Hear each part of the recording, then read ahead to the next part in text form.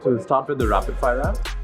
The first question, describe what your organization does in one sentence. Path-breaking media technology innovations.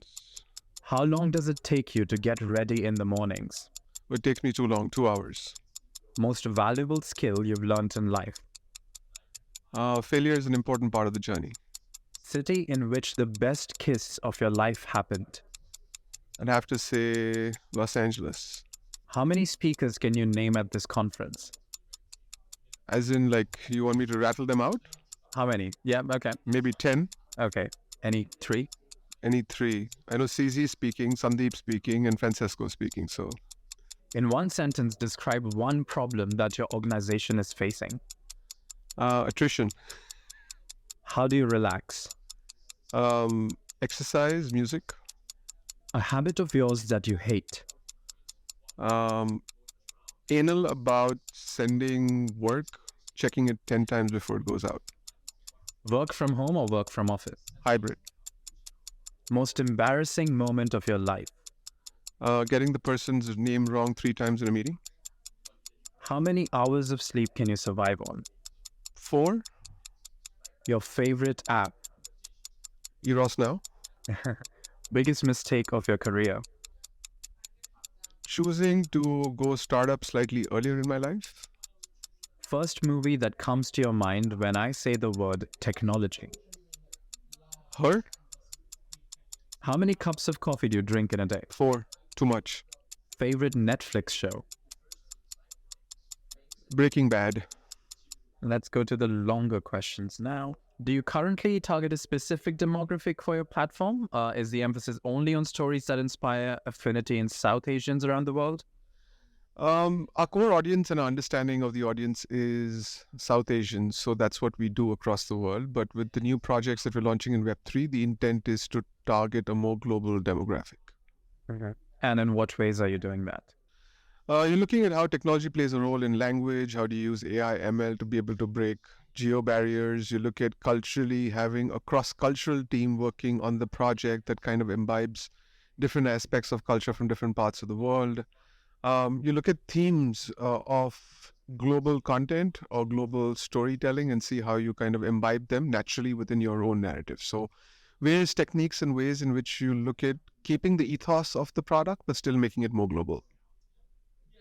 And what are your global expansion plans for Eros Now in general? So historically, a lot of the work that we've been doing on film and a lot of the work that we've been doing in digital and series has been targeted the South Asians. But a lot of the work that from the group level that we're now doing in blockchain, in crypto, in Web3, in virtual world, by the nature of the business, is also more globally targeted because to some extent the world is becoming flat. The access and boundaries to content is becoming easier. And hence, to be able to target a global demographic becomes relatively simpler considering the experience you've had in the business. And what do you have to say about global players trying to enter India's market more and more and more? Because that's becoming a big market as well. So yeah, it is the second biggest market in the world for video, for example, right? So for good reasons, guys like Amazon and Netflix potentially spend the second, like the tier 2 or number 2 market for them where the budgets are allocated is India.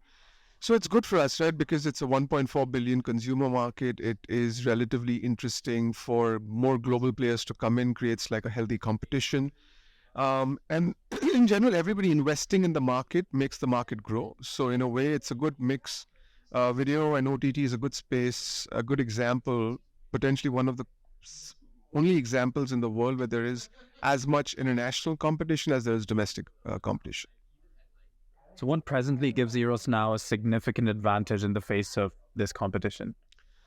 So we're competing with them with India, right? But our competition is looking at global South Asian audiences. So we distribute around the world, whether it's in the US, whether it's in China, whether it's in Africa, different parts of the world, right? So for us, the competition is more in terms of how do we garner more monthly subscribers and get them to spend more time on the product. And that becomes a deviation as compared to what a Netflix can do in Africa because their target content for that market might be different. So in a way, they're competition in some cases, they're alliance and partners in some cases. So it's a mixed bag of both. So what would you have to say about certain OTT companies reducing their subscription costs in India in particular? What has happened in the market there? I think they're soon realizing that it's not a simple market like the others around the world. It's not like you open your subscription gateway and you are able to access the consumer set. Price point affinity is a large part of a consumer decision, in addition to several other factors. So it was a natural progression for all these companies to start high.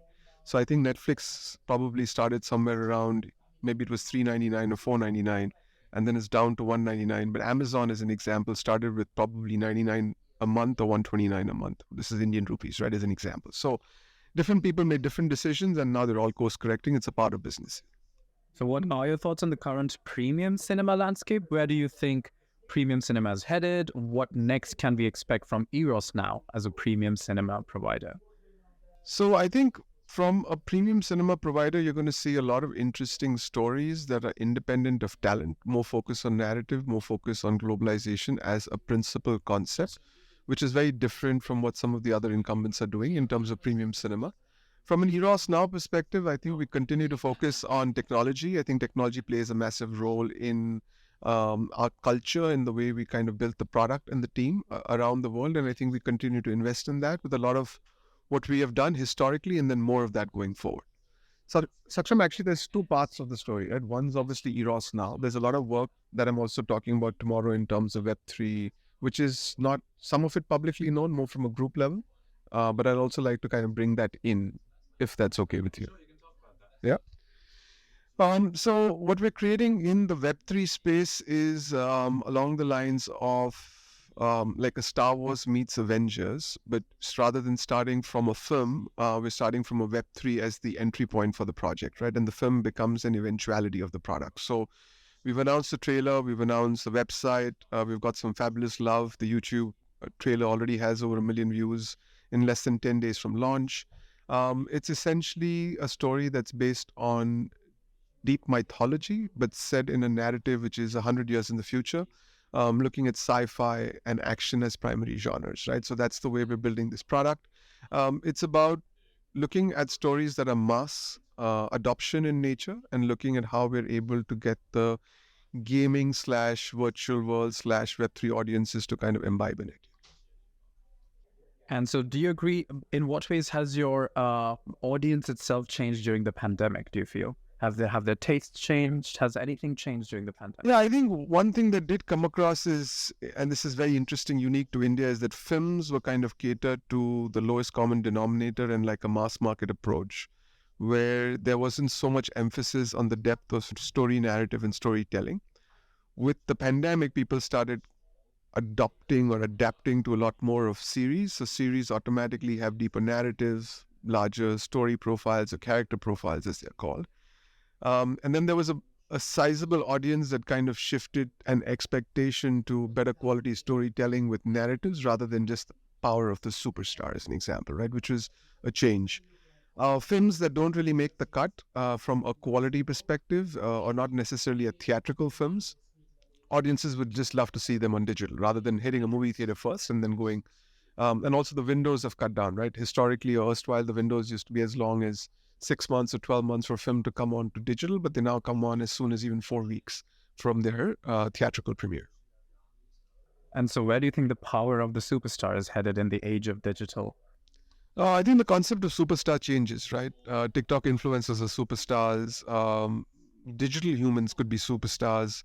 Your avatar could be a superstar, right? So the concept of superstar was born in the concept in the world of films. It kind of changed a little bit in the world of television. It changed a little bit in the world of digital. It'll change in the world of in the world of Web3. So the concept of the superstar still remains alive. It's just that who are these individuals or people or groups or companies kind of adopting these new policies to then create a fandom for themselves. So how would the concept of marketing a superstar change in the coming years? I don't know. I think the concept of a superstar historically has been more aloof, like aspirational aloof. The concept of a superstar is now changing to be more inclusive, more grounds up, more involving the community. And I think that's a large deviation from what the initial strategy used to be. And I think companies and people need to adopt that change. So the last question for you is of a personal kind. It is, what would you be doing in your life if not this? Crystal ball gazing, I'd love to be like somebody who's a diver or a surfer if I was not doing this. I try to make sure I do that at least once or twice a year. Now, in hindsight, if I was doing that 9 months of the year, would I continue to like it? I'm not sure. But if I'm crystal ball gazing, that's what I'd like to do. Is it the risk involved in being a diver or surfer? Or is it the thrill involved that I think it's just being closer to nature, right? Like in terms of being able to look at the aqua life, the marine life, the peace, the quiet, the beach, the sun, the sand. It's the combination of that lifestyle that's exciting. Now, again, when you get too much of it, does it still continue to be exciting is the question.